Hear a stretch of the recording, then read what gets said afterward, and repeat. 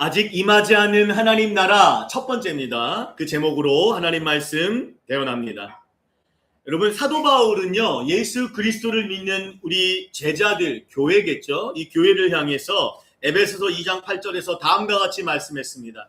너희는 구원을 받았다. 어떻게 해요? 그 은혜에 의하여 예수 그리스도를 믿는, 예수 그리스도의 은혜로 말미암아, 그 은혜를 믿는 믿음으로 말미암아 너희는 구원을 받았다라고 말씀합니다. 이걸 선포하고 있어요. 그런데 바울 사도는요, 빌립보서 2장 12절에서 이렇게도 말씀하고 있어요. 그러므로 나의 사랑하는 자들아, 너희가 나 있을 때뿐 아니라 더욱 지금 나 없을 때에도 항상 복종하여 두렵고 떨림으로 뭐하라? 너희의 구원을 이루라. 오늘날 교인들이 이 말씀들에 대해서 가장 헷갈려하는 부분이 여기에 있어요. 아니, 바울 사도는 분명히 너희는 구원을 받았다라고 선포했는데, 또 빌립보서에서는 또 똑같은 그 사도 바울이 뭐라고 말하고 있습니까? 너희는 구원을 이루라 라고 말씀을 선포하고 있다는 거예요. 여러분, 바울 사도가 오락가락 하는 건가요? 갈대인가요? 그렇지 않습니다. 여러분, 바울 사도의 이 중요한 겉면은요, 오늘 우리가 나누고 있는 하나님 나라의, 말씀드렸죠, 이미와 아직에 관한 개념을 조화를 이루고 있는 말씀이에요. 이미와 하나님 나라는 이미 임했고 하나님 나라는 아직 임하지 않았다는 이 개념의 조화를 이루는 말씀이 바로 이 말씀이라는 거예요. 너희는 구원을 받았다. 너희는 구원을 이루라. 여러분, 이거 많이 헷갈리셨죠? 아니요. 저는 믿음으로 있어서 흔들리지 않아서 잘 알고 있으니 헷갈리지 않았어요. 뭐 그런 건가요? 가장 많이 헷갈려요. 이게 무슨 말인가? 예. 여러분, 예수 그리스도께서 이 땅에 오심으로 예수님이 첫 일성에 모셨죠. 회개하라, 천국이 가까이 왔느니라. 이 가까이 왔다라는 헬라어를 직역하면 이거예요. 손을 뻗으면 뭐 하는 거예요? 잡히는 만큼. 손을 뻗으면 잡힌다는 거예요. 가까이 왔느니라, 이 뜻이에요. 그러니까 하나님 나라가 우리가 손을 뻗으면, 손을 뻗어야 돼요. 어떻게 해요? 회개로, 영접함으로 손을 뻗으면 하나님 나라가 임하는, 이미 임했다라는 거죠. 그렇죠? 그렇게 하나님 나라가 천국이 가까이 왔느니라 라는 주님의 말씀과 같이 이미 하나님 나라가 임하였습니다. 그 하나님 나라는, 그 이미 임한 하나님의 나라는 예수 그리스도의 십자가와 부활하심으로 인해서 첫 번째, 죄와 사망의 권세를 이기셨어요. 예수님의 십자가 부활은 죄와 사망의 권세를 이기셨어요. 두 번째는 뭡니까? 동시에, 그쵸? 사단의 머리를 박살내심으로 그리스도를 통한 우리의 구원을 완성하셨어요. 이루셨다고요. 그런 역사가 성취되었습니다. 그렇게 교회는 그리스도를 믿음으로 already, 이미 하나님 나라 백성이 되어 구원을 얻었어요. 구원을 얻었습니다. 근데 중요한 건 뭡니까? 그러나, 여기서만 알고 있으면 안 돼요. 반만 하는 거예요. 그러나 not yet, 아직 하나님의 나라가 완성되진 않았어요. 하나님 나라가 이미 임했지만 부분적이에요. 아직 완성되지 않았어요. not yet, 아직 하나님의 나라가 완성되지 않았어요. 여러분, 어느 때 하나님의 나라가 완성되고 어느 때 우리의 구원이 완성될까요? 어느 때일까요? 우리 구주 예수 그리스도께서 다시 오시는 그날. 오늘 본문에서는 인자의 날이라고 표현하고 있는데요. 우리 주님께서 다시 오시는 그날, 재림의 때에 완성될 것입니다. 우리 믿는 자들은 예수 그리스도를 믿음으로 이미 하나님 나라의 백성이 되는 구원을 얻었지만 아직 하나님 나라가 임하지 않았기 때문에, 이걸 좀 명심하셔야 돼요. 아직 하나님 나라가 임하지 않았기 때문에 우리 교회는 재림의 때까지 여전히, 주님이 다시 오실 때까지 여전히 어디에 살고 있어요?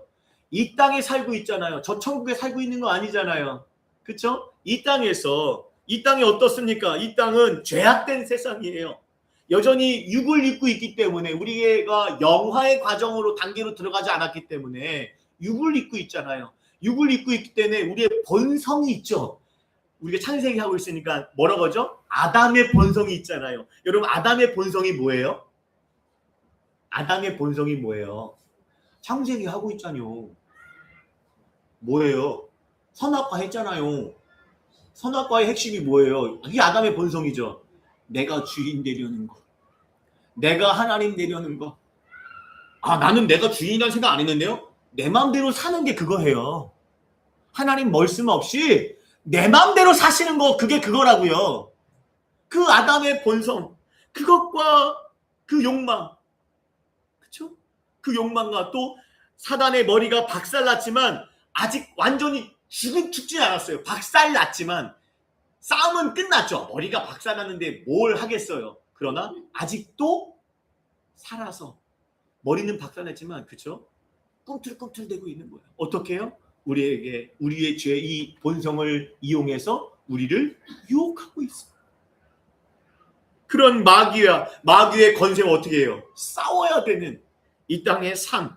그렇죠? 그것이 무엇입니까? 구원을 이루어가는 과정.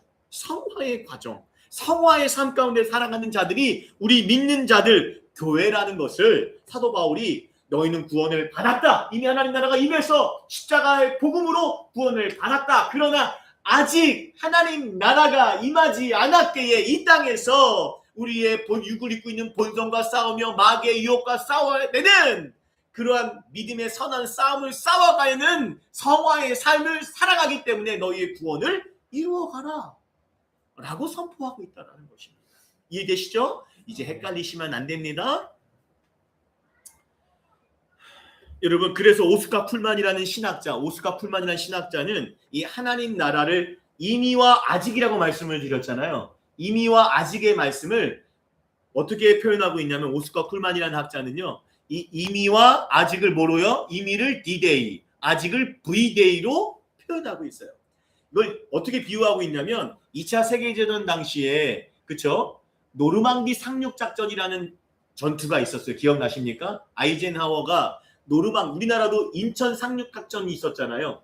2차 세계대전 그 승패를 좌우하는 전투가 바로 이 노르망디 상륙작전이었어요. 6.25 전쟁 때도 인천 상륙작전이 되면서 전세가 뒤집혔잖아요.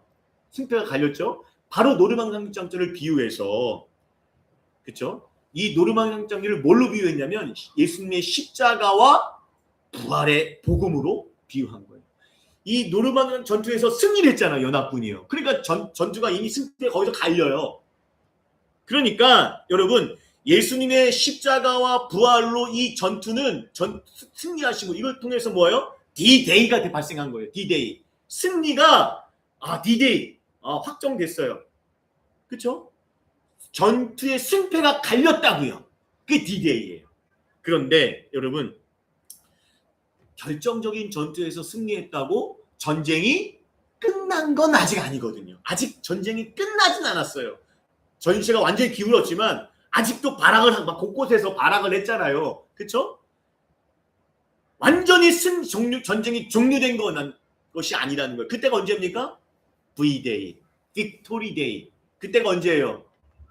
예수님의 십자가로 말미암아 D-Day가 승리가 결정됐지만 그 승리가 확정되는 Victory Day, V-Day는 언제입니까? 예수님께서 재림하시는 날. 아직 임하지 않은 하나님 나라가 임할 때 V-Day가 임한다고 말씀하고 있는 것입니다. 그때까지 중요한 거는 그때까지죠. 그때까지 우리 믿는 자들은 믿음의 선한 싸움이 있다. 오늘의 삶, 오늘의 주어진 삶 속에서 우리의 구원을 이루어가는 믿음의 선한 싸움이 있다라는 것입니다. 여기서 주의할 것은 아까 빌립보서 2장 12절에서 우리가 주의해야 될 것은 너희의 구원을 이루라라는 말씀이 그래서 우리가 뭐하라는 거예요? 우리가 행위로 우리의 수련으로 우리가 뭔가 득도를 해서 구원을 이룬다라는 뜻이 아니라는 것을 주의하셔야 돼요. 내가 지금 13절 말씀을 준비하지 못했는데 바로 13절 말씀에 뭐라고 말씀하고 있냐면 사도 바울이요. 너희 안에서 행하시는 이는 하나님이시라 라는 걸 선포하고 있어요. 무슨 말입니까? 너희의 구원을 이루라 하고 13절에 곧바로 뭘 얘기하고 있어요? 너희 안에서 행하시는 이는 누구라는 거예요? 하나님이시라. 이 선포는 어떤 의미가 있어요? 여러분, 우리 안에 내재하시는 성령님을 힘입어야만 우리가 주어진 삶에서 두렵고 떨리는 마음으로 주님의 말씀에 순종하며 구별된 삶으로 구원을 이루어갈 수 있다. 그 말씀을 하고 있다라는 거예요. 그러니까 여러분, 구원을 주시는 분도 누구예요? 아버지 하나님이시고, 구원을 이루어 가시는 성화의 삶도 성령 하나님을 힘입어야 할 수 있다. 이 말씀을 하고 있다라는 거예요. 이를 가장 잘 표현한 성경이 사람이 이 말씀, 에베소와 이 빌립보서의 말씀을 선포한 사도 바울이 로마서 7장 8장에서의 말씀에서 이것을 정확하게 잘 표현하고 있습니다. 여러분, 로마서 8장에 보면 8장 1절 2절을 보면 사도 바울이 이렇게 말합니다. 그러므로 이제 그리스도 예수 안에 있는 자에게는 결코 정죄함이 없다니. 그리스도 안에 있는 자에게 결코 정죄함이 없대요. 그러면서 이는 그리스도 예수 안에 있는 생명의 성령의 법이 죄와 사망의 법에서 너를 해방하였다. 무슨 말입니까? 사도 바울은 자신이 그리스도 안에서 결코 정죄함이 없다는 건 뭡니까? 이미 하나님 나라 백성으로 구원의 확신이 있는 거예요. 난 이미 구원받은 하나님 백성이다. 나는 이미 하나님 나라 백성이다. 확신이 있어. 이걸 선포하고 있어요. 그런데 문제는 우리가 선포는 하지만 내가 계속 얘기하죠. 우리는 뭘 입고 있어요? 육을 입고 있잖아요. 그래서 로마서 7장에서 바로 직전에서 이 선포 직전에 사도 바울이 뭘 고백합니까? 그러므로 내가 한 법을 깨달았노니 선을 행하기 원하는 나에게 뭐예요? 내 안에 뭐가 있어요? 내 안에 내가 너무도 많아. 그렇죠? 선한 것을 행하는 나만 있으면 좋겠는데 모두 있어요. 악을 행하는 나도 있다라는 거예요. 내 속사람은 성령에 인하여서 하나님의 법을 즐거워하지만 지체 속에서 육 속에서는 또 다른 한 법, 몸의 죄의 법을 따르는 나를 본다라는 거예요. 그래서 사도 바울이 탄식하잖아요. 육신을 입고 있는 자식 사도 바울조차도 오호라 나는 공고한 사람이로다. 이 사망의 몸에서 누가 나를 건져내랴. 우리 주 예수 그리스도께 감사하리로다. 그러면서 뭐요? 그런즉 이걸 정확하게 얘기하잖아요. 내 자신이 마음으로는 하나님의 법을, 육신으로는 죄의 법을. 이를 지금 마음 안에서 이 성화에 간다 가르쳤잖아요. 내가 그리스도로 말미암아 구원을 얻었어요. 그러나 나는 뭐예요? 아직도 내 안에 육을 입고 있다 보니 아담의 본성이 있어요. 마귀의 유혹이 있다고요. 그것을 이용해서 나를 넘어뜨리려는 마귀의 유혹이 이 과정 가운데 있다라는 거예요. 아직 재림으로 인한 하나님의 나라가 온전히 이루어지지 않았기에 그는 구원받은 자로서 매일 성령 아버지 하나님을 힘입어서 죄의 법을 따르고자 하는 자신의 육신, 자신의 마음을 뭐예요? 쳐서 복종시키는 삶을 살아가고자 했다라는 것입니다. 사랑하는 여러분, 우리 신실한 교회 공동체 모두가 여러분 그리스도의 은혜로 이미 구원받은 하나님의 백성이십니다. 중요한 사실은 뭡니까? 구원받았다 할렐루야만 외칠 거 외쳐야죠. 그것만 외치고 끝내는 것이 아니라 주님 앞에 설 때까지, 최후 승리 얻을 때까지. 어디에서요? 여러분의 삶의 현장, 이 땅의 삶에서 예수의 이름을 힘입어 자꾸 뭐요? 죄의 법을 따르고자 하는 것을 쳐서 복종하여 성령의 은혜를 따라 살아가는, 그래서 믿음의 선한 싸움을 싸워서, 믿음의 선한 싸움에 뭐가 있다고요? 내적으로는 내 욕심, 내가 내 마음대로 사는 내 욕심, 외적으로는 뭡니까? 사단의 유혹, 이것들과 싸우며 구원을 이루어가는 신실한 그리스도인들로 승리하며 살아가시기를 주님의 이름으로 간절히 축원드립니다. 여러분, 누가복음 17장 20절 21절에 지난 시간에 알아봤던 말씀은 뭐였습니까? 예수 그리스도를 통해 이미 하나님의 나라에 관해서 예수님은 이미 예수님께서 이 땅에 오심으로 이미 하나님 나라가 임하였다. 너희 가운데 임하였다. 그렇게 말씀하셨다면 오늘 본문으로 시작되는 22절부터 다음 시간까지 알아볼 37절까지의 말씀은 아직 임하지 않은 하나님의 나라에 관해서 말씀하고 계십니다. 중요한 사실은요, 이미 임한 하나님의 나라는 예수 그리스도의 초림이 뭔지 아시죠? 초림으로 시작되어 임하였다면 아직 임하지 않은 하나님의 나라는 예수 그리스도의 재림으로 말미암아 임한다는 사실입니다. 지난 시간에 이어서 오늘 주시는 말씀은 아직 임하지 않은 하나님의 나라, 곧 재림의 날, 인자의 날, 이 말씀을 주시는데요. 이 말씀을 왜 주셨겠어요? 우리 교회가 아직 임하지 않은 하나님의 나라, 재림을 어떻게 준비하며 오늘의 삶을 살아가야 할지, 이것을 말씀해 주시고 있다는 거예요. 오늘 본문의 시작인 22절, 24절 말씀에 주님은 다음과 같이 말씀하고 계십니다. 또 제자들에게 이르시되 때가 이르리니 너희가 인자의 날 하루를 보고자 하되 보지 못하리라. 보지 못하리라. 여기에 좀 핵심이 있어요. 여러분, 먼저 이거 나누기 전에 지금 22절부터는 아까 21절, 22절, 20절, 21절은 누구에게 하신 말씀이었죠? 이미 하나님 나라가 임했다는 말씀은 믿지 않는 바리새인들에게 했던 말이었다면 22절부터는 눈을 돌리세요. 어디로? 제자들에게. 주님을 믿는 제자들에게 눈을 돌려서 아직 임하지 않을 하나님 나라에 관한 말씀을 선포하신다라는 거예요. 여러분, 이게 좀 중요한 부분이 뭡니까? 여러분, 아직 임하지 않은 하나님 나라의 말씀은 어떤 사람들에게, 아직 임하지 않은 하나님의 말씀은 어떤 사람들에게 중요할까요? 여러분, 예수 그리스도를 믿고 주님을 통해 이미 임한 하나님의 나라 가운데 살아가는 제자들에게 오늘 주시는 재림의 날, 인자의 날, 아직 임하지 않은 하나님 나라에 관한 말씀은 어떻게 들렸을까요? 이 누가복음이잖아요. 누가복음의 누가 공동체 초대교회 성도들이 이 복음을 먼저 읽었겠죠. 그들에게는 오늘 말씀을 어떻게 들렸을까요? 그런가 보나. 그랬을까요? 먼저 이미 임한 하나님의 나라의 말씀을 믿는 자들, 그 나라를 받아들인 자가 아직 임하지 하나님 나라의 말씀을 받을 수 있겠죠.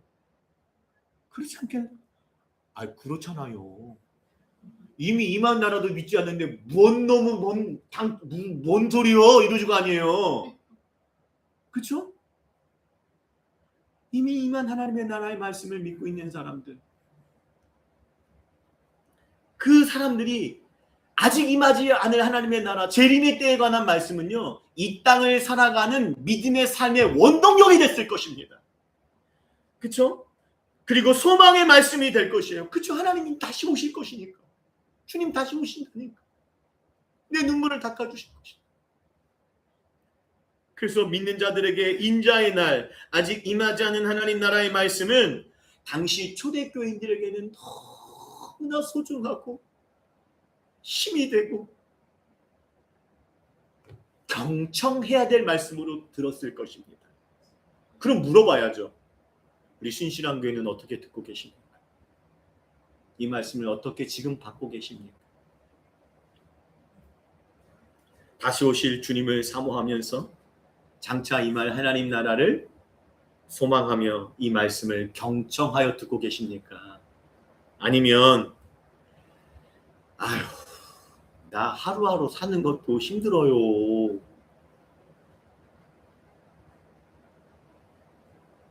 내 관심은 저기에 있고, 세상 말로 표현할게요. 콩밭에 가 있는데 뭔 놈의 하나님 나라, 이미 임한 나라도 모르겠는데 앞으로 임할 나라는 뭔 소리요? 관심도 없고. 뭐에만 관심이 있어요? 여기 중요해요. 오늘 말씀에 나와요. 이 내용이. 뭐에만 관심이 있어요? 이 땅의 삶에만 관심을 갖고 살아가. 그래서 지금 오늘 주님께서 너무나도 중요하고 경고의 말씀을 주고 계시는데, 저는 지금요 세상 밖의 사람들을 향해 이 말을 물어보는 게 아니에요. 왜냐하면 주님도 지금 누구에 시작해요? 제자들에게 이르시되 하셨거든요. 교회 다니는 교인들마저도 장차 임할 하나님의 나라, 인자의 때 관심 없이 지금 교회 다니고 이 땅의 삶에만 몰두하며 살아가면서 주님 말씀을 어떻게 해요? 스치듯이 들어가면 나오는 아무런 의미 없이 이 말씀을 듣고 계시진 않습니까? 우리의 마음부터 다시 주님을 향하여 이시길 바랍니다. 여러분 중요한 사실이 뭡니까?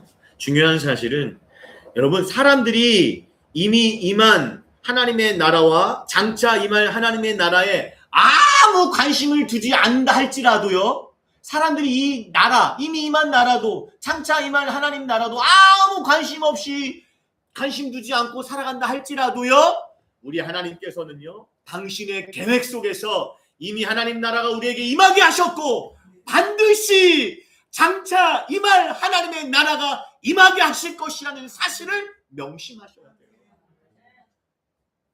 여러분 관심 주지 않는다고 뭐 올 게 안 오고 안 올 게 오고 이러지 않아요. 하나님의 뜻 가운데 계획 가운데 주권 가운데 하나님 나라를 임하게 하신다라는 거예요.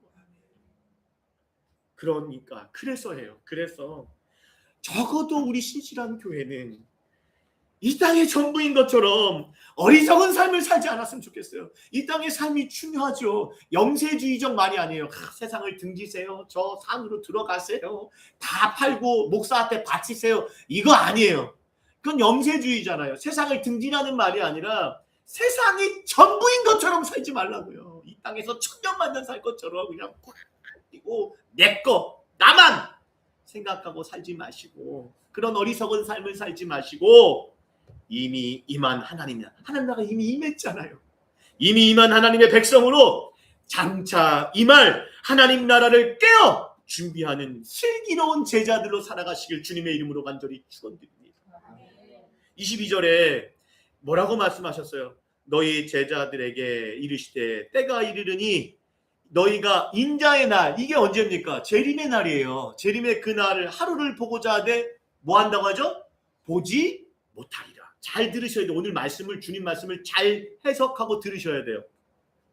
이 말씀은 보세요. 영광의 주님께서 재림하실 것을 갈망하지만 보지 못할 것이라는 표현은 비유적 표현이에요. 무슨 말입니까? 삶 속에서 여러분 이 비유적 표현은 재림이 바로 오면 좋죠. 우리가 원하는 그날에 내일이라도 왔으면 좋겠어요. 근데 어떻게 되고 있어요? 주님이 승천하신 후 2000년 동안 재림이 뭐하고 있어요? 제자들을 비롯한 사도들을 비롯한 초대교회 성도들은 주님이 곧 오실 거라 생각했어요. 사도 바울조차도 갈라디아서를 보면 그런 내용들이 암시하는 것들이 많이 있어요. 곧 오실 것이라고 생각했지만 재림이 어떻게 됐어요? 사람들의 생각과 달리 지연되고 있잖아요. 지연되면서 그쵸? 어떤 일이 벌어져요? 교회가 고난을 겪어요. 교회가 겪어야 할 고난과 고독을 표현하시는 표현이 뭡니까? 보지 못하리라. 이 뜻이에요. 삶 속에서 제자로 살아갈 때, 그쵸? 믿음을 지키려고 할 때에 지치고 힘들 때가 있죠. 낭망할 때가 있죠. 나도 좀 내 멋대로 살고 싶은데, 승진대로 하고 싶은데. 그쵸? 너무 힘들고 지치면요. 주님 도와달라고. 주님의 음성 듣고 싶다고 주님의 얼굴 보고 싶다고 하는데 보지 못할 것이다. 이런 뜻이에요. 근데 여러분 이 말씀에서 우리가 깨달아야 될 것은 이 말씀은 그러니까 주님께서 오시지 않는다. 포기하라. 그런 의미가 아닙니다. 주님께서 다시 오실 때까지 우리 교회, 우리 제자들에게 뭐가 있을 수 있다? 고난이 있을 수 있다. 이 말씀을 먼저 상기시켜 주시는 거예요.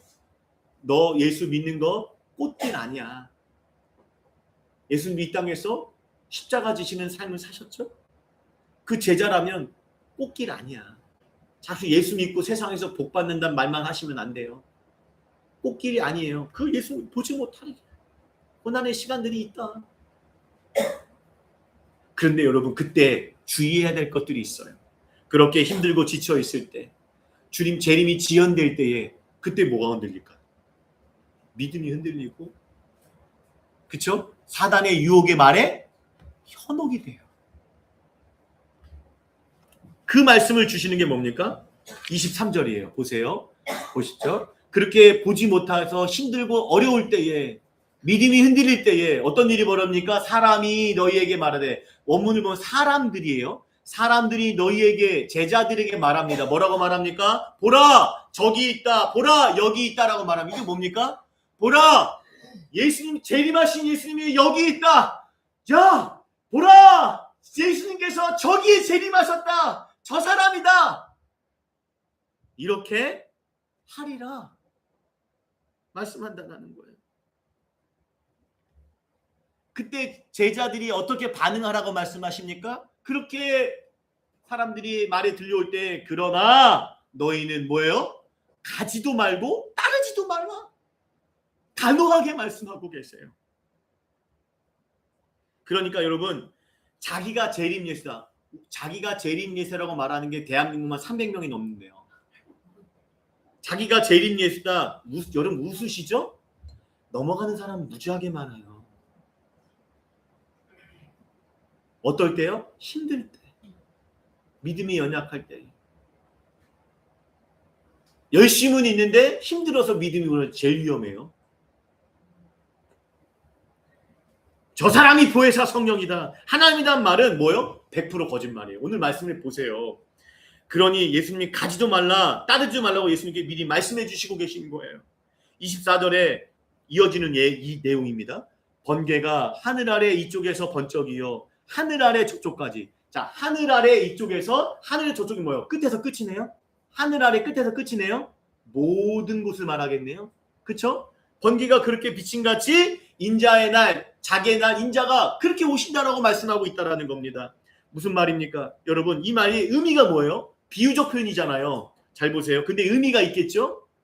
주님께서 말씀하시는 의미는 재림의 지연으로 힘들고 지쳐 있을 때, 야, 주님께서 재림하셨어. 주님, 저분이 재림 예수야. 라고 사람들이 말할 때 현혹되지 말라는 것이에요. 왜 현혹되지 말아야 됩니까? 여러분 잘 들어요. 주님의 재림은 사람들의 말과 소문으로 여기 있다 저기 있다라는 식으로 그런 방식으로 임하지 않는다는 거예요. 주님의 재림은 어떻게 임하신다고 주님께서 뭐라고 본인이 직접 얘기한 내 재림은 이렇게 임하지 않아. 사람들의 말과 소문으로 야 여기 있어 저기 있어 이렇게 임하지 않아. 어떻게 임하신다고요? 하늘 아래 이쪽에서 하늘 아래 저쪽까지 모든 곳에서 잘 들어요. 모든 곳에서 모든 사람이 볼 수 있도록 영광 가운데 임재하신다라는 거예요. 여기뿐만이 아니라 계시록으로 가볼까요? 계시록 1장 7절 볼지어다 그가 구름을 타고 오시리라. 잘 들으세요. 각 사람의 눈이에요. 모든 사람인데 모두가 다 보여요. 각 사람의 눈이 누구를 봐요? 재림의 영광의 주님을 봐요. 그리고 그를 찌른 자들 볼 것이오라고 말합니다. 무슨 말입니까? 각 사람이 그를 보겠고란 말씀은요. 잘 들어요. 이 재림에 대해서 이단들이 여러 가지를 얘기하는데요. 재림은 소수의 사람들에게 알게 하는 비밀 재림, 비밀 휴거, 비밀스럽게 소수의 사람들에만 그게 나타난 것이다. 아니요. 재림은요. 지금 뭐라고 말해요? 모든 사람이 각 사람이 다 그를 보게 임하신다. 그리고 그러니까 하나님의 교회 재림 예수라고 주장하고 있는 안산홍 씨 이미 죽었잖아요. 재림 예수래요. 그 사람들은 어디 하나님의 교회 쪽은 뭘 주장해요? 비밀 재림. 그렇죠? 또 신천지 쪽은 뭐예요? 영적인 재림. 이렇게 실제 일어나는 게 아니라 영적으로 일어나는 거예요. 이렇게 주장해야 되는 이유가 뭘까요? 그래야 자기네들이 할 수 있거든. 비밀스럽게 와야 되잖아요. 야, 이분 여기 있어. 주님 말이 틀릴 게 없죠. 그러나 이건 못하죠. 구름 타시고 분명하게 명확하게만 구름 타시고. 구약 성경의 구름은요. 뭐 손오공이 타는 구름이 아니에요. 구름은 뭡니까? 하나님의 임재를 상징하죠. 성막이 완공될 때에 성막에 뭐가 있었어요? 구름이 가득 찼잖아요. 누구 모자도 모세조차도 못 들어갔잖아요. 하나님의 임재 하시는 거예요. 재림이 예수 그리스도 성자 하나님께서 구름 타시고 오신다는 건 하나님이 임재하신다는 건데 공식적으로 이제 임재하시는 거예요. 각 사람의 눈이 그를 보겠고. 그리고 영적인 형상이 아닙니다. 실제적으로 물리적으로 부활하신 육체를 입으시고 이 땅에 우리 가운데 모든 사람이 볼 수 있도록 임재하신다는 거예요. 예수님의 재림은 지구상의 모든 인류가 동시에 물리적으로 그리고 부인할 수 없게 목격하게 됨으로써 우주적이고 역사적인 대사건으로 일어난다. 분명히 성경이 이렇게 말씀하고 있어요. 그러니까 현혹되지 마세요. 내가 재림 예수야? 예수님은 자기가 재림예수라고 말할 필요가 없어요. 누구나 알아요. 아시겠죠? 지가 재림예수라고 한 인간은 다 100% 뭐다? 짝퉁이다. 아시겠어요? 특별히 그를 찌른 자들도 볼 것이요. 이게 무슨 말입니까? 말씀은 예수 그리스도를, 이 말씀 뭐예요? 예수 그리스도를 부인하는 모든 자들까지도 인자의 날에 직접 눈으로 영광 가운데 재림하시는 예수님을 볼 것이라는 거예요. 그러면서 바로 그날, 그 인자의 날에 사람들과 인자의 날에 뭐라고 해요? 땅에 있는 모든 족속. 자 보세요. 모든 족속인데 어디에 있어요? 땅에 있어요. 땅에 있는 모든 족속은 뭐예요? 땅에 속한, 전 이렇게 해석해요. 땅에 속한 자들, 하나님 나라에 속한 자들이, 이미 임한 하나님 나라에 속한 자들이 아니라 세상 나라, 땅에 속한 모든 족속이 이제 뭐예요? 재림할 때 뭐예요? 그때는 뭐 하겠어요? 애곡, 원을 지역하면 통곡하겠죠. 땅을 치고 오고 후회하겠죠. 이미 이제 뭐예요? 후회해도 어쩔 수 없습니다. 그러하리라. 아멘. 아멘이란 뭐예요? 반드시 그렇게 될 것이라는 거예요. 바로 인자의 그날, 재림의 날에 여러분, 사람들이 예수님에 대해서 얼마나 논쟁이 심합니까? 의심이 심합니까? 야, 어떻게 사람이 하나님의 아들이야? 어떻게 그가 그리스도야? 그 어떻게 죽은 사람이 부활을 해? 이런 논쟁과 의심이 예수님의 재림의 사건으로 말미암아 어떻게 돼요? 종식될 거예요. 종식되고 최종적 계시로 예수님께서 다시 재림하시는 사건으로 우리에게 나타날 것입니다. 여러분, 또한 아까 번개 말씀하셨잖아요. 예수님께서 번개와 같이 재림하신다고 말씀하신 것을 통해서 우리가 알 수 있는 건 몇 가지가 있는데요. 여러분, 주님의 재림은요, 번개는 어떻게 쳐요? 번개 칠 때 아시는 분 아세요? 갑자기 느닷없이 생각하지 못한 때 일어나죠. 번개처럼 임재하신다는 게 그 재림이, 그렇죠? 번개가, 그리고 번개가 친 후에 뭐가 항상 따라오죠? 아세요? 과학적 지식인데 번개가 치면 바로 천둥이 따라와요. 그래서 천둥은 알아요. 언제 치지? 번개가 치면 천둥 치겠네? 이건 알아요. 과학적 상식이 있는 사람들은요. 그러나 번개는 알 수 없어요. 그리고 순식간에 번쩍이며 치는 것이 번개라는 거예요. 그래서 우리는 여러분, 자꾸 우리는 이단들에 현혹돼서 자꾸 날짜, 다미 선교회처럼 1992년 10월 30일이었나 28일이었나 이제 기억도 안 나네요. 뭐 그런 날짜에 막 집중하고 현혹되지 마시고, 그렇죠? 우리가 집중할 건 뭐겠어요? 번개가 치듯이 언제 어디서 주님께서, 언제 어디서 우리 주님이 재림하신다 할지라도 우리가 집중해야 할 건 뭐예요? 부끄럽지 않게 항상 깨어있는 삶. 항상 깨어있으라는 게 잠자지 말라는 의미 아닙니다. 그거 아니었죠? 항상 깨어있는 삶 뭡니까? 내 마음의 삶의 중심을 주님께 두고 그분의 말씀대로 살아가는 깨어있는 지혜로운 삶을 살아가는 것에, 그것에 집중을 해야지. 날짜가 언제래? 어디서 올 맛인데? 자꾸 두려우니까 그거 그렇게, 아니 본질은 여긴데 자꾸 왜 딴 데 가서 기웃거리세요? 그러면 안 되잖아요. 집중해야 될 거는 날짜와 시간과 장소가 아니라 뭐죠? 우리가 하나님 말씀대로 살아가는 깨어있는 삶에 집중해야 된다. 그러한 신실한 교회 되기를 주님의 이름으로 간절히 축원드립니다. 또 한 가지 중요한 사실은, 여러분, 번개가 치면 반드시 뭐가 따라온다고요? 천둥이 치듯이, 잘 들으세요. 주님의 재림이 일어나면 반드시 뭐가 따라와요?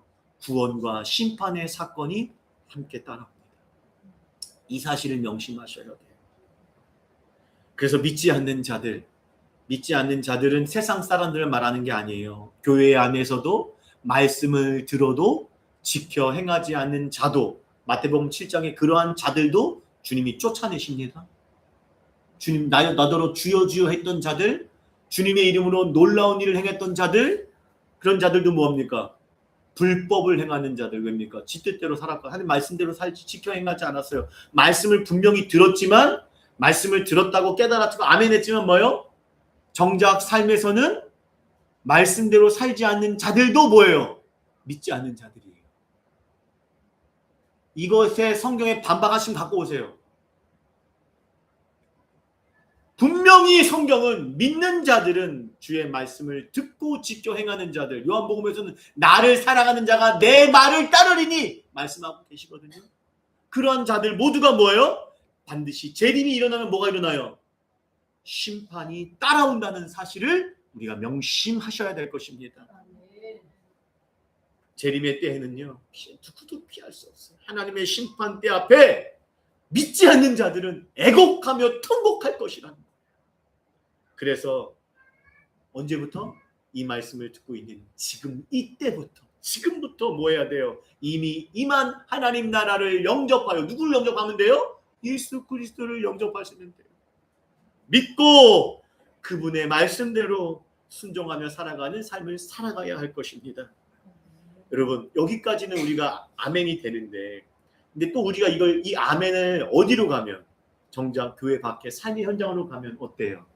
가끔 무너지기도 하고 벽에 부딪히기도 하죠. 이 말은 뭡니까?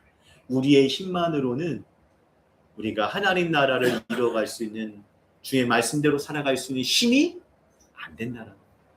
그게 구약 성경의 이스라엘 백성들을 통해서 아예 증명됐잖아요. 딱 그냥 샘플링으로, 포트폴리오로 보여주고 계시잖아요. 구약 이스라엘 백성들을 통해서. 그 사람들 뭐합니까? 확인된 사실이잖아요. 인간의 힘과 노력만으로는 만물보다 부패한 굳은 인간의 마음을 제거해서 하나님 말씀대로 살아갈 수 없다. 이게 구약의 이스라엘의 결론이잖아요. 그래서 누가 오셔야 했어요? 예수 그리스도.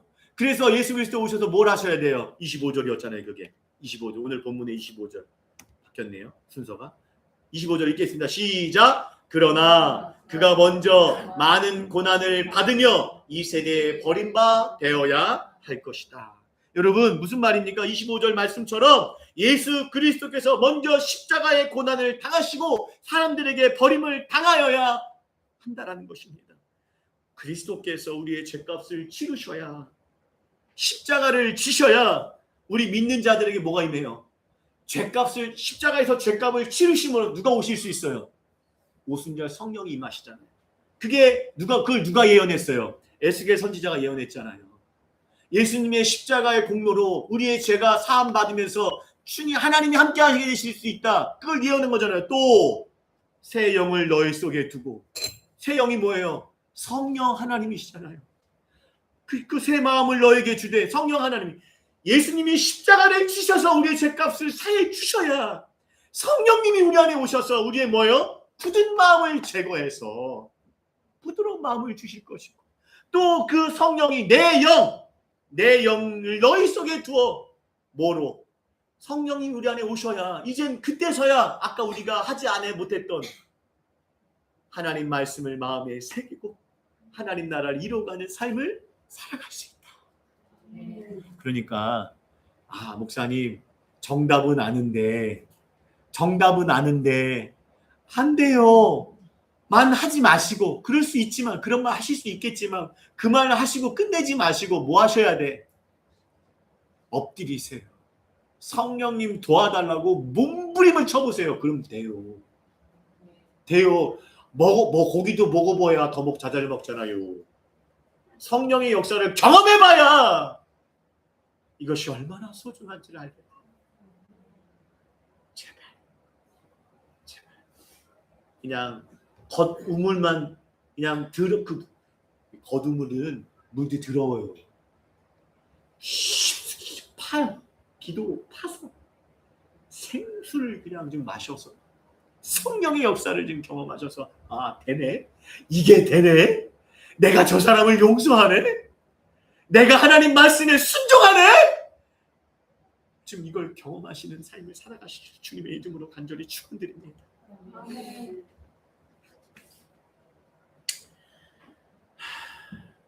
이어지는 26절 30절에서 주님께서는 중요한 경고의 말씀을 주세요. 26절 30절 자 보세요. 자, 또 본문을 보세요. 잘 이해하셔야 됩니다.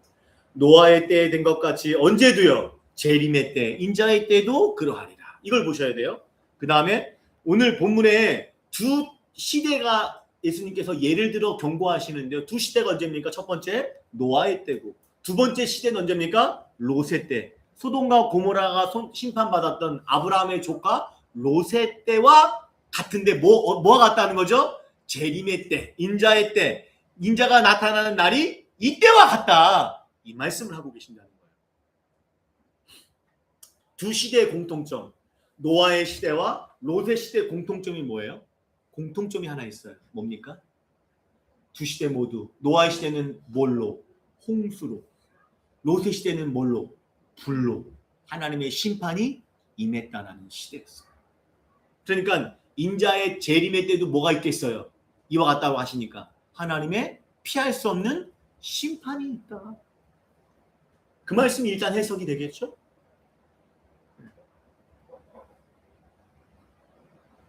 그래서 본문에 노아와 롯의 시대를 살았던 사람들에 관한 예수님의 말씀이 오늘 지금 종말의 시대를 살아가는 우리 교회를 향해서도 매우 중요해요. 매우 주의 있게 들어야 돼요. 심판에 관한 말씀을 하고 계시잖아요. 아유, 뭐 심판이고 뭐고 지금 저는요. 내가 왜 이러는 줄 아세요? 왜 설교하다 말고 이러는 줄 아세요? 자꾸 제대로 안 들으니까. 제가 자꾸 지금 비꼬고 있는 거 아니에요, 제가. 생명 걸고 들으세요, 제발. 그때 가서 땅 치지 마시고. 나는 이 말씀을 전하고 있지만 지금도 가슴이 벌렁벌렁거려요.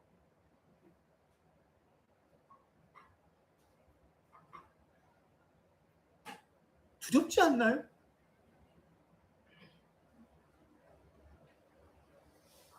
보세요, 다시요. 오늘 예수님 이 말씀이 너무 중요한 게 노아의 때 사람들과 롯의 때 사람들의 말을 하는데요. 그 사람들에 관한 하신 주님의 말씀이 너무 중요한 게 왜요? 그때가 인자의 때, 재림의 때, 심판 때와 같다. 그러니까 지금을 사는 그리스도인뿐만이 아니라 모든 사람들에게 해당하는 말씀이거든요. 심판이 좌우되는 말씀이라고요. 그러니까 주목해서 들으셔야 된다는 말씀입니다.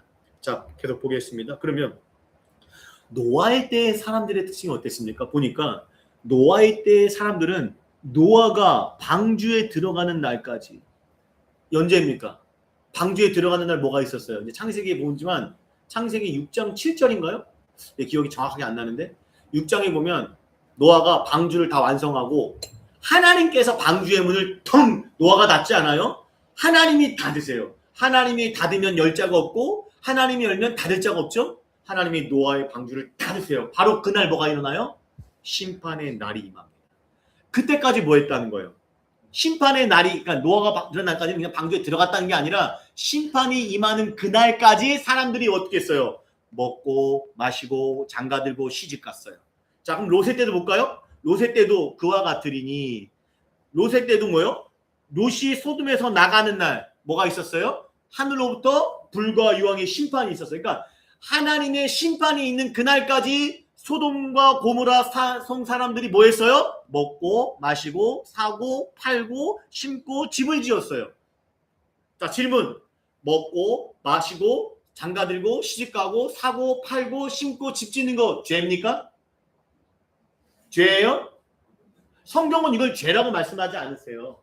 예수님께서도 노아의 때의 사람들과 소돔 고모라 사람들은 악한 사람들이었어요. 그래서 그 사람들의 뭐 죄의 목록들, 뭐 살인과 간음과 거짓과 도둑질 이런 것들 죄의 목록을 나열하지 않으셨어요. 분명 그렇게 있었는데 그걸로 나열하지 않고 예수님이 먹고 마시고 장가들고 시집가고 사고 팔고 심고 집 짓는 것으로 나열하셨어요. 그리고 그 사람들이 뭐예요? 그렇게 살다가 뭐 했다라는 거예요? 멸망당했다. 그들을 멸망시켰느니라. 그들이 다 멸망당했더라. 말씀하고 있어요. 그럼 다시 질문이요. 먹고 마시고 시집가고 장가들고 아이고 기도해라. 팔고 심고 집고 이게 다 죄입니까? 이건 죄가 아니라니까요. 이것들 자체를 죄라고 말씀하지 않습니다. 그러면 뭐가 문제입니까? 이 사람들의 뭐가 문제였어요? 이게 중요하다는 거예요. 이게 뭐가 문제였죠? 이 사람들에게 뭐가 문제였죠? 여러분 문제는요. 잘 들으세요. 이제부터 노아의 때와 롯의 때 사람들의 삶에서 뭐가 없었어요? 하나님이 없었어요. 당연히 하나님이 없으니까 뭐도 없어요? 하나님 말씀도 없었어요. 오로지 뭐만 있었어요? 이 땅의 삶에서 내가 사는 삶만 있었어요. 먹고 마시고 시집가고 장가들고, 그쵸? 사고 팔고 신고 집 짓는 거 다 이거 아닙니까? 반면 노아는 어땠어요? 구원받은 노아는 어땠어요? 노아는 하나님의 말씀을, 방주를 만들라는 하나님 말씀을 듣고, 다른 사람은 120년 얘기해. 120년 아닙니다. 제가 창세기할 때 다시 짚어드릴 거예요. 120년 아닙니다. 잘못 알고 얘기하는 거예요. 120년이 아니라 100년 가까운 시간 동안 방주를 지었어요. 베드로 후서 2장 5절을 보면 노아에게 이렇게 말합니다. 옛 세상을 용서하지 아니하시고 오직 의를 전파하는 노아. 여기서 의는 뭐겠습니까? 하나님의 공의를 말합니다. 하나님의 공의를 이렇게 해석할 수 있어요. 하나님이 원하시는 것. 뭐였습니까? 당시에 노아를 통해 뭘 주셨어요? 하나님께서 심판이 있을 것이다. 노아는요, 하나님이 원하시는 방주를 짓고 하나님의 심판이 있을 거라는 것을 전파했던 사람이었어요. 그런데 노아의 때 사람들은 그 심판의 말씀 앞에, 전파 말씀 앞에 방주를 보면서 깨달아야 될 거 아니에요. 왜 저 인간 방주를 짓는 거야? 비도 오지 않는 시대에. 미친 거 아니야? 이렇게 할 것이 아니라 왜 이걸 지으세요? 앞으로 하나님의 심판이 있을 것입니다. 반응을 해야죠. 어떻게 반응했어요? 조롱했을 거예요. 저 미친 늙은이 아니야 저거. 하나님이 없었어요. 하나님 말씀도 없었어요. 심판이 있을 것이라는 말씀 앞에 어떻게 해요? 비웃고 조롱했을 거예요. 오로지 뭐만 있어요? 먹고 지들 먹고 살고 사는 것만 관심 두고 하나님이 없었어요. 롯의 때는 어땠습니까? 하나님의 천사들이 소돔과 고모라에 방문했어요. 그리고 곧바로 그들의 죄악을 발견하고 천사가 롯에게 뭐라고 말합니까? 이제 곧 하나님의 심판이 있을 것이다 하니까 롯이 어떻게 반응해요? 무슨 장난쳐요? 롯의 사위들은 어떻게 여겼어요? 롯이 그 말을 듣고 믿고 어떻게 해요? 가족들에게 막 선포했잖아요. 사위들이 어떻게 반응해요?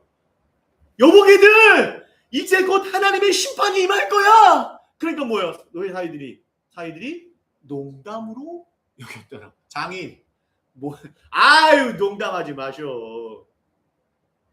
농담으로 여겼더라. 그러나 롯은 어땠어요? 그 말씀을 믿고 여지껏 소돔과 고모라는 자기가 고향이 아니잖아요. 그러니까 타향에서 뭐 한 거예요? 밑바닥부터 올라와서 자리를 잡은 거예요. 그거 다 뭐 했어요? 열심히 내가 사는 삶에서 읽었던 모든 것 내려놓고 하나님 심판이 지금 그 말씀을 믿고 뭐예요? 주저없이 소돔성을 나갔어요. 마찬가지입니다. 예수님의 초림과 재림의 사이를 신학적으로 종말의 시대라고 말합니다. 우리는 종말의 오늘 하루를 살고 있는 거예요. 근데 그 살아가 있는 사람들이, 종말 시대에 살고 있는 사람들이 노아와 롯의 때의 사람들처럼 요즘 사람들은 어땠습니까? 인자의 때가 올 것이다. 마지막 주님의 재림이 올 것입니다. 아직 임하지 않았지만 그 하나님 나라가 장차 임하였어. 하나님의 예수 그리스도를 믿지 않는 자들은 심판이 임할 것입니다. 라는 말씀 앞에 사람들은 어떻게 반응해요? 먹고 마시고 장가들고 시집가고 여기에만 온통, 여기에 이게 지상 목표잖아요. 이것만 갖고 살아가요. 뭐가 없어요? 왜 그런 사람이 멸망당할 겁니까? 그 본질적인 이유가 25절이잖아. 25절 예수님께서 바로 우리를 살리시고자, 사람들을 살리시고자 십자가에서 고난당하시고 사람들에게 버림당하셨는데 그 예수 그리스도를 뭐 하는 거예요? 받아들이질 않아요. 거부해요. 믿지 않아요. 우리 생명의 구주가 되신 예수 그리스도를 믿지 않고 오로지 뭐에만 관심을 두고 살아가요? 이 땅의 것. 내가 이 땅에 살아가는 먹고 마시고 시집가고 장가가고 심고 집 짓고 이런 것들만 내 삶의 지상 목표로 갖고 예수가 없이, 복음도 없이 이 땅의 삶을 살아갔다가 어느 때에, 인자의 그날에 모두가 노아의 때의 사람들처럼, 롯의 때의 사람들처럼 뭘 당한다? 멸망을 당할 것이다 라고 경고하고 계신 거예요. 여러분, 한 가지 그러면 중요하게 질문해 볼게요. 왜 이 땅의 사람들은 주님이 분명히 계속 오셔서 십자가까지 지시고 부활하시고 많은 증인들을 내우시고 기독교가 얼마나 많이 지금 저기 됐습니까? 전 세계적으로. 우리 한국교회도 마찬가지죠. 얼마나 많은 복을 주셨습니까? 그렇게 말씀을 들었음에도 불구하고 사람들이 왜 예수 그리스도가 생명이라는 그 복음 앞에 주님을 영접하지 않고 이 땅의 것만을 위해 살아갈까요? 왜 그럴까요? 여러분들은 모르세요? 저는 너무 세속적이어서 잘 아는데 왜 그럴까요? 이 땅이 전부이니까. 이 땅이 영원할 거라고 생각하고 장차 임할 하나님의 나라 재림의 말을 들었어도 이 땅이 전부이니까, 이 땅을 더 사랑하니까 뭐예요? 무반응, 관심이 없어요. 지금 내가 먹고 마시고 입고 아파트 사고 취직하고 잘 먹고 잘 사는 것이 더 중요하거든요. 그거는 시간 날 때, 시간 나갈 때 생각해 볼 게 정도? 그것도 없어요. 요즘에. 그냥 난 이런 것 같아요. 물론 목사들이 잘못한 거 맞지만요. 잘못한 거 맞아요. 같은 목사 잘못한 거 많아요. 많지만 그거를 빌미 삼아서, 그것을 빌미 삼아서 예수님을 거부하는 거는 본인들이 책임져야 될 거예요. 목사가 잘못한 거 많아요. 저 잘했다는 거 아니에요. 한국교회 목사들 잘못한 거 많아요. 근데 그것을 빌미 삼아서, 이유 삼아서 예수님을 거부하는 건, 예수님을 믿지 않는 건 본인이 그 선택에 책임을 져야 될 거예요. 예수님은 그렇지 않잖아요.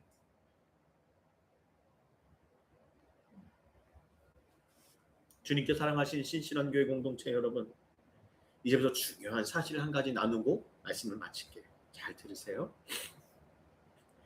여러분, 이미 임한 하나님의 나라는 생각해 봅시다. 같이. 안 믿는 사람들 눈에 보일까요? 안 보일까요? 이미 임했어요. 하나님이. 이미 예수님이 오셔서 회개하라 천국이 가까이 왔다 하셨잖아요. 손만 뻗으면 닿을 수 있게 이미 하나님 나라가 임했어요. 십자가의 복음도 다 완성돼서 이미 하나님 나라가 임했어요. 그런데 안 믿는 사람들에게는 이 하나님 나라, 이미 임한 하나님 나라가 눈에 보일까요? 보이지 않죠. 아니요. 보이지 않아요. 안 믿으니까. 왜 그렇습니까? 예수 그리스도를 영접한 제자들 교회 안에서 하나님 나라는 어떻게 이루어져? 이미 임한 하나님 나라는 어떻게 이루어진다고 했죠? 하나님의 통치 가운데 살아갈 때에 하나님 나라가 너희 가운데, 너희 안에서 이루어지기 때문에 이것은 반드시 뭐 할 때만 하나님 나라를 볼 수 있고 경험할 수 있어요? 믿을 때, 말씀을 붙잡고 살아갈 때, 하나님의 통치 안에 살아갈 때만이 하나님 나라에 볼 수 있고 경험할 수 있습니다. 이루어지니까 경험할 수 있어요. 그러니까 아무리 목사가 이렇게 오늘 내가 얼마나 핏대를 세워요. 제가 오늘 지금 불쌍하지도 않아요? 얼마나 핏대를 세워요. 이렇게 핏대를 세워서 하나님 나라 임할 것입니다. 임했습니다. 얘기하고 성경을 해석하고 말해도 뭐예요? 안 믿는 사람들 걔는 몰라요. 알지도 못하고 관심도 없고 보지도 못하고 심지어 뭐예요? 이루지도 못하니까 한 번도 경험하지 못해요. 왜요? 내가 주인인데 내 맘대로 살아가고 있는데 교회에서만 아멘 몇 번 해주면 되잖아요.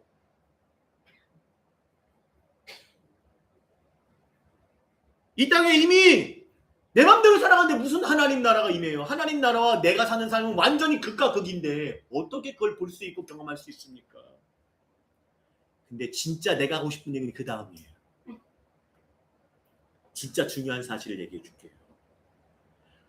이미 임한 나라는 볼 수 없지만 안 믿는 사람들이 아직 임하지 않은 하나님 나라는 그렇지 않아요.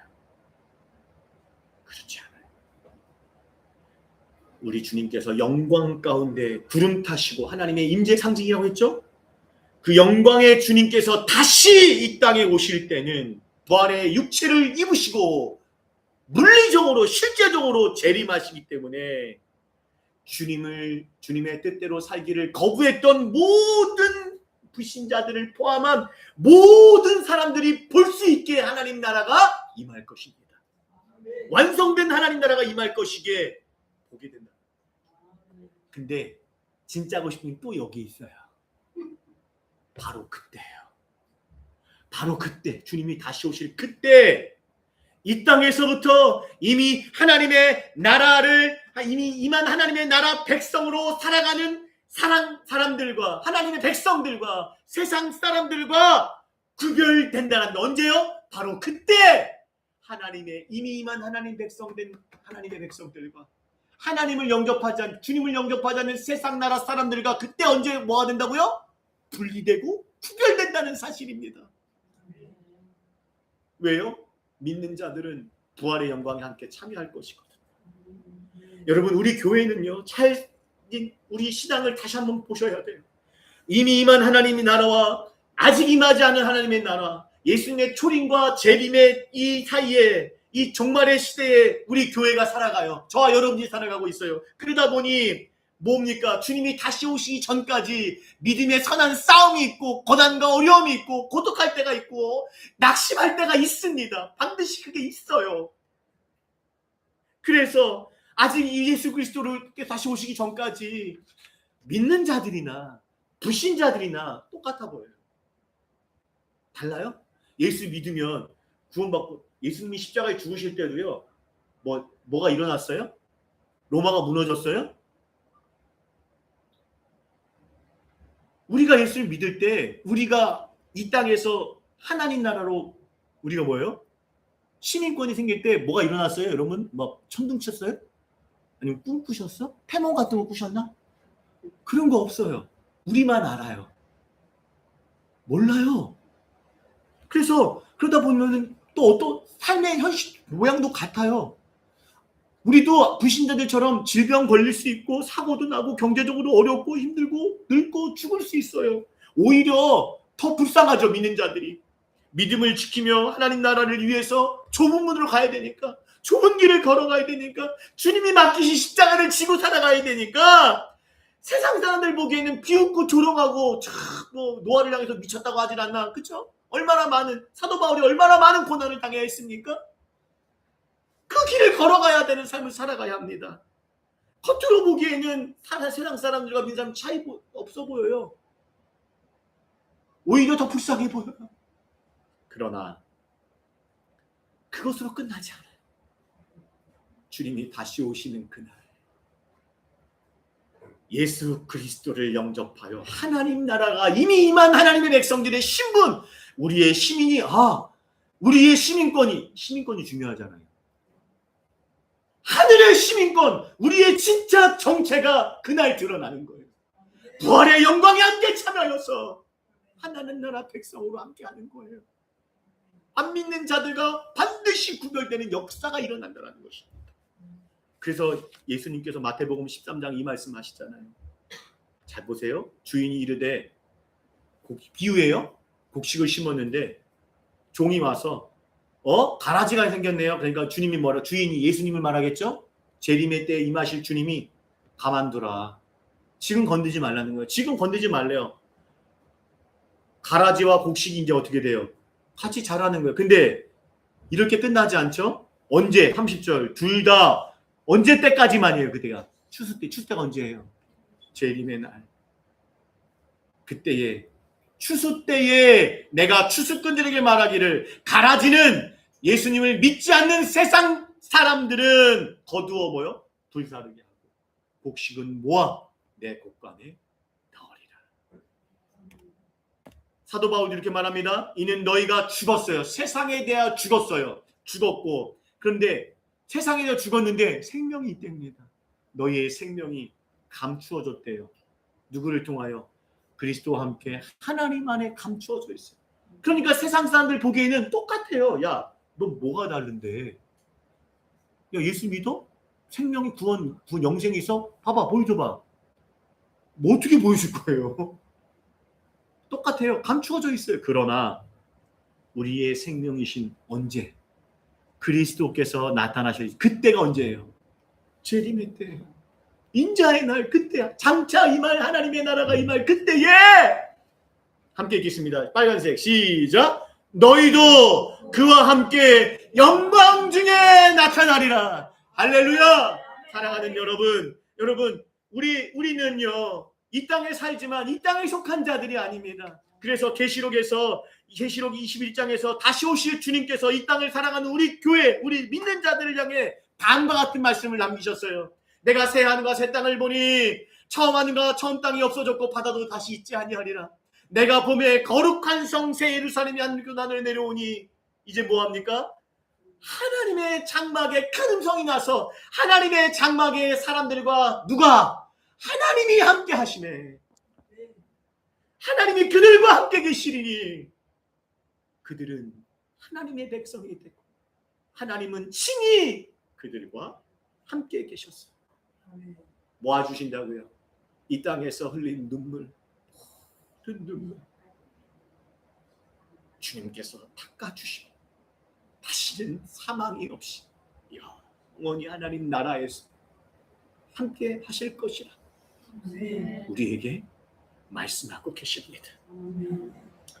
사랑하는 여러분, 영광의 그날을 소망합시다. 참된 안식과 그날을 소망하면서 어떻게 살아가야 돼요? 오늘 믿음으로 살아가십시오. 예수님 바라보고 믿음으로 살아가셔서 오실 하나님 나라를 위해 그리스도를 위해서 오늘 주어진 하루하루 한 주간의 삶을 믿음으로 승리하며 살아가시기를 주님의 이름으로 간절히 축원드립니다.